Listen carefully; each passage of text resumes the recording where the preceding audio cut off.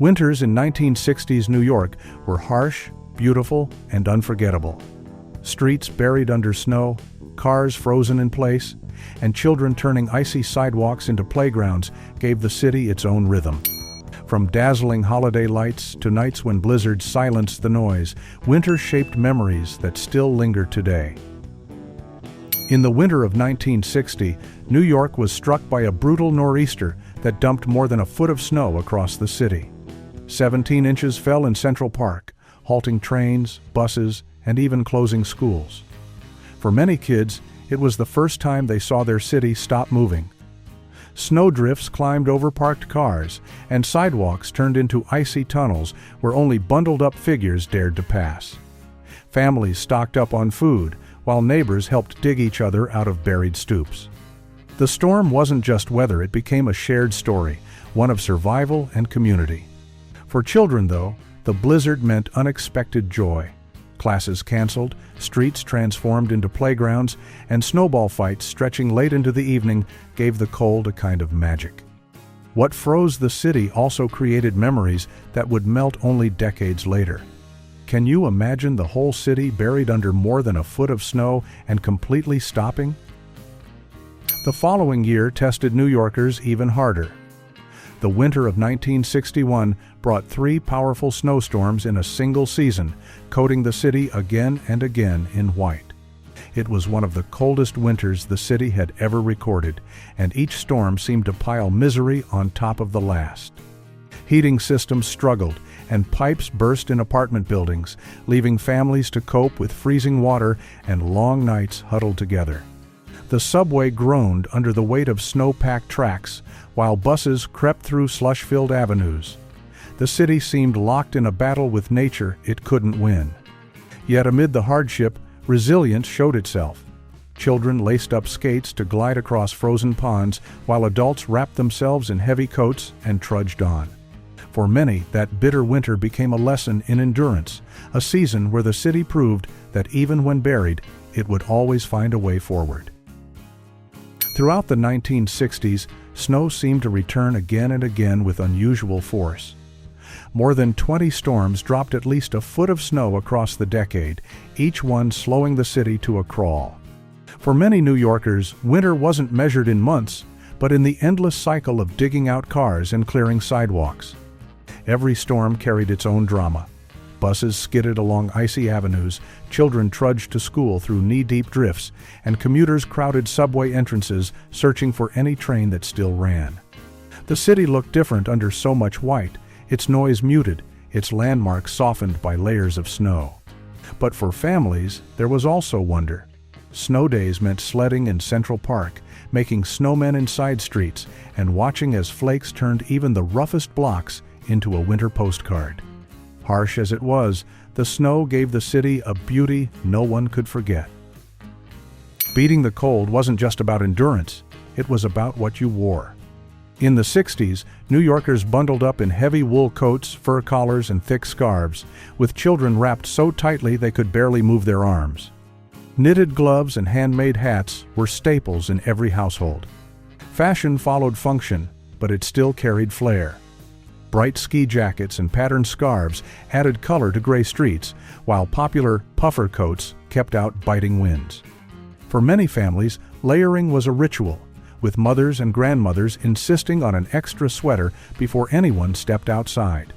These layers became part of winter identity. Photos of bundled-up crowds crossing Times Square show a city united against the cold, faces barely visible under hats and hoods. It was a reminder that in New York winters, style was survival, and survival carried its own kind of style. Which winter style from the 60s did you wear? Practical wool coats or colorful ski jackets? After every major storm, New York streets turned into parking lots of frozen steel. Cars disappeared under towering snowdrifts, their shapes barely visible until owners dug them out with shovels borrowed from neighbors. For some, days passed before a vehicle could even be moved, leaving buses and subways as the only lifelines through the city. Traffic became chaos. Engines sputtered in the cold, tires spun helplessly on ice, and intersections filled with honking drivers stuck in endless jams. Hardware stores sold out of chains and studded tires, small weapons against streets that looked more like frozen rivers than asphalt. For many families, every trip became a gamble between necessity and safety. And yet, the sight of buried cars became strangely familiar. Kids carved forts into snow piled on bumpers, while parents laughed at the futility of trying to keep streets clear. Winters in the 60s taught the city a humbling truth. Sometimes nature ruled, and the only choice was patience. Not all winter stories were about hardship. In the Bronx, Van Cortlandt Park transformed into a skier's haven after 1961, when officials carved out a hill for locals to enjoy. It became a rare joy in the city, a place where families could pretend they were upstate without leaving their own borough. On weekends, the park filled with laughter. As many as 3,000 visitors came to the slopes, with children wobbling on borrowed skis and parents taking turns gliding down the icy hill. Sleds, toboggans, and improvised boards joined in, turning the Bronx into an unlikely winter resort. For many kids, these snowy afternoons became cherished memories. The city might have been battered by storms and smog, but on that hill, winter was pure fun. It was a reminder that even in the toughest times, New Yorkers always found a way to carve joy out of cold weather. Not every danger of winter came from snow and ice. In November of 1966, a toxic smog settled over New York City when a temperature inversion trapped pollution close to the ground. For days, the air grew thick and gray, stinging eyes and throats as people tried to go about their routines. Hospitals quickly filled.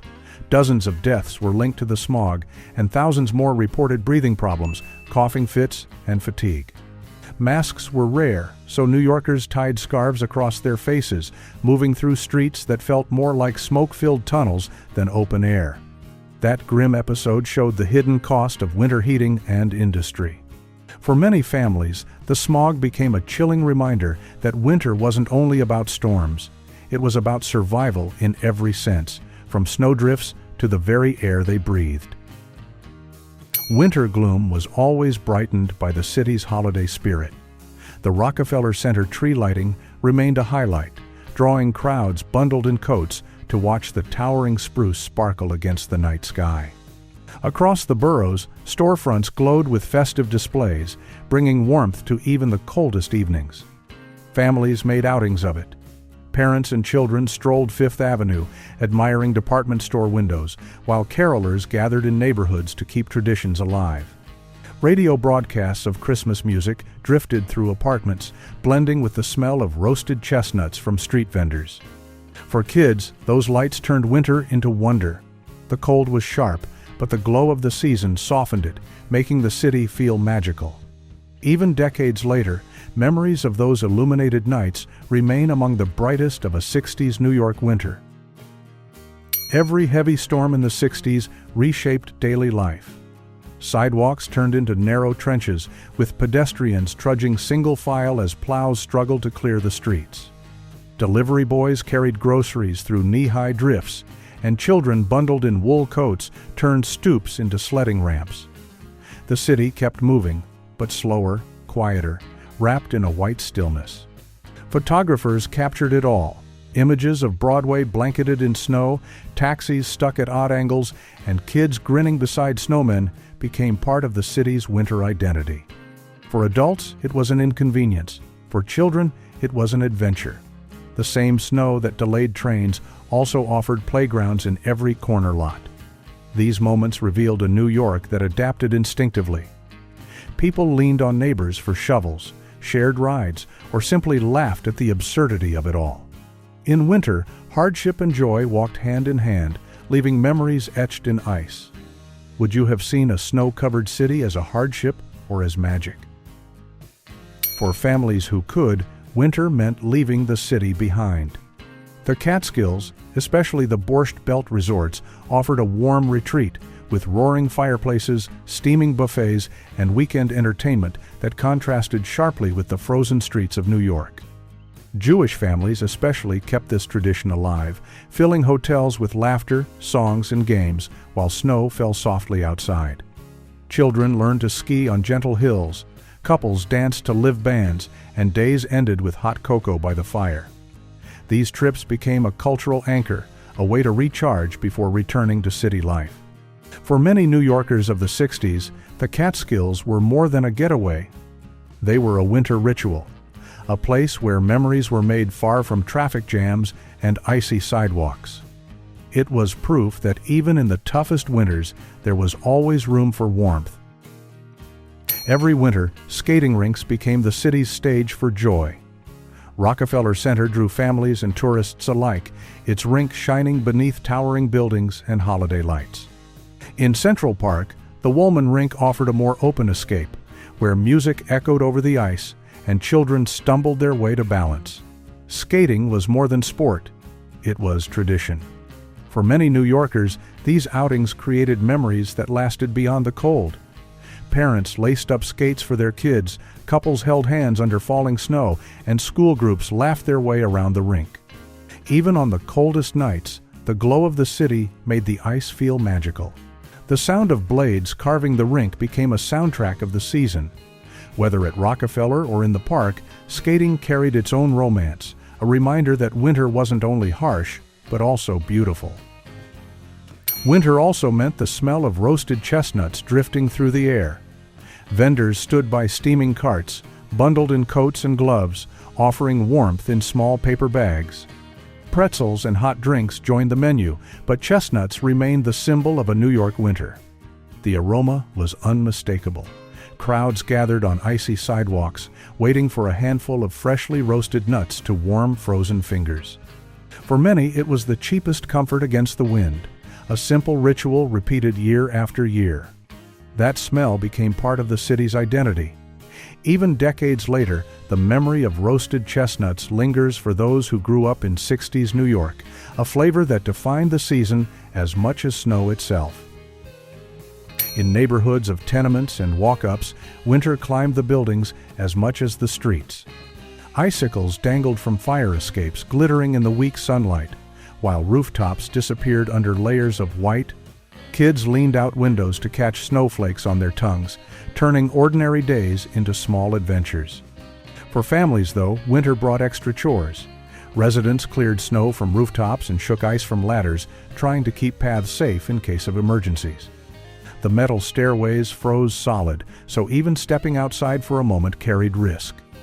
Life in the city meant adapting, floor by floor, to whatever nature delivered. Yet, for children, rooftops offered magic. The snow softened edges, turning brick and iron into playgrounds in the sky. Those frozen rooftops became landscapes of memory, proof that even in hardship, kids found wonder. Winters in 1960s New York were harsh but unforgettable, shaping the rhythm of daily life with storms, frozen streets, and traditions that defined a generation.